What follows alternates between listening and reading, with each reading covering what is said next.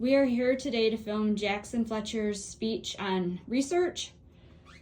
In attendance is his grandma Yvonne, his great grandma Madison Doreen, and I'm his mom Stacy, and I will be doing the filming. So today, for my research topic, I'm going to be doing heart disease, specifically the causes. There are many causes that I could go on about, but I'm only going to be doing the three main causes.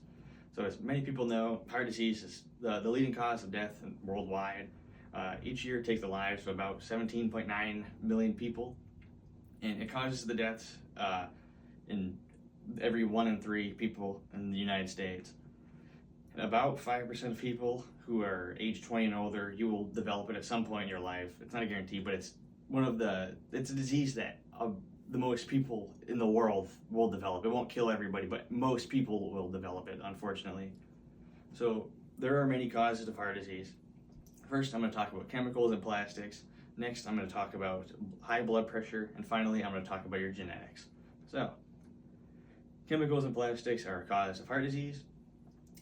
Chemicals and plastics have been associated with about 350 heart disease deaths since around 2018, according to NYU Langone Health. So 13% of cardiovascular deaths among people aged 55 to 64, they're connected to phthalates. And basically, phthalates are like these chemicals that are found in plastics that make them flexible or bendy. So this is something like water bottles, shampoo bottles, like plastic food containers, or like children's toys. It's basically something that people are exposed to everywhere in your daily life, and you could avoid it if you were very careful, but it's hard to. So a study from 2021 showed that phthalates, they result in the deaths of about 50,000 heart disease deaths.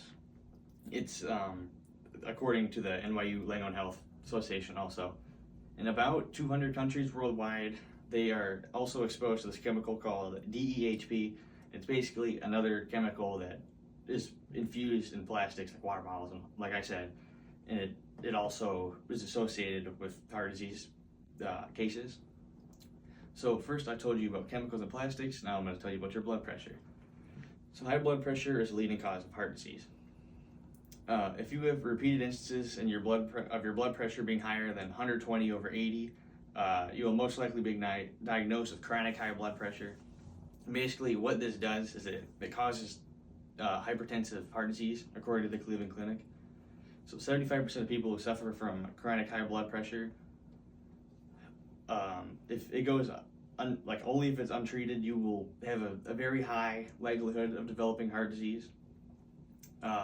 Chronic high blood pressure, it puts a strain on your heart, and it makes it more difficult for your heart to pump blood, and you start to develop, like it's similar to high cholesterol, you start to develop these plaquey substances on your tubes in your heart, and it makes it difficult for you to pump blood, and your heart becomes kind of like a stone, essentially, and it leads to heart failure.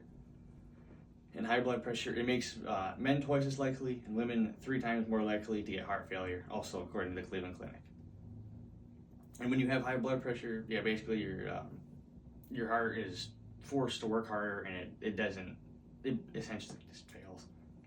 So we just talked about high blood pressure, and now I'm going to tell you about your genetics. So genetics is also a cause of heart disease. I think it's probably the leading cause.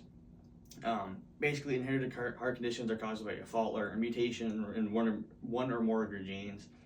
There's really nothing you can do about it. Basically, if you have family members who have heart disease, then even if you don't have it specifically, you are 40 to 60% more likely to develop heart disease somewhere in your life, according to the American Heart Association. So if you have someone in your family, like your parents, there's a 50% chance that it will be passed down to you. It's really by chance. There's no telling. And also, if you have the heart disease genes, there's a 50% chance that you will pass it down to your children, unfortunately. And it really only affects you if it runs in the family. If your family's clear, then the genetics for heart disease won't affect you, but you can still get it.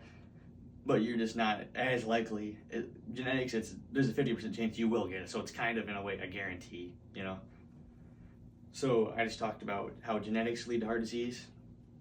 So first we talked about chemicals and plastics, next I talked about blood pressure, and just now I talked about how your genetics can result in heart disease. So there are many causes of heart disease.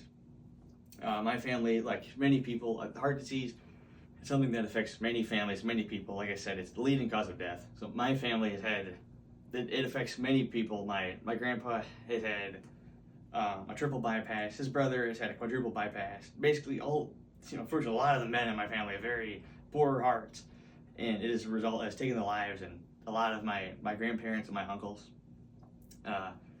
It's not really something that you can escape. Like I said, it affects many people, but it's something that you could do to slightly reduce your chances. Is you could, instead of using something like a plastic water bottles or plastic food containers, you could try using like something reusable like glass or metal water bottles to try and lower your risk. Even though you use it every day in your life, something like a water bottle, you're going to take it with you. Chances are you are essentially exposing yourself to heart disease at all times, and many people don't know it. I think it's one of the most underlying causes that many people don't know about, and it's really only been researched for the past decade. So not many people know about the chemicals in plastics and how it is associated with heart disease. But yeah, heart disease is, like I said, leading cause of death. It's essentially everywhere, and there's not a whole lot you can do to prevent it, unfortunately.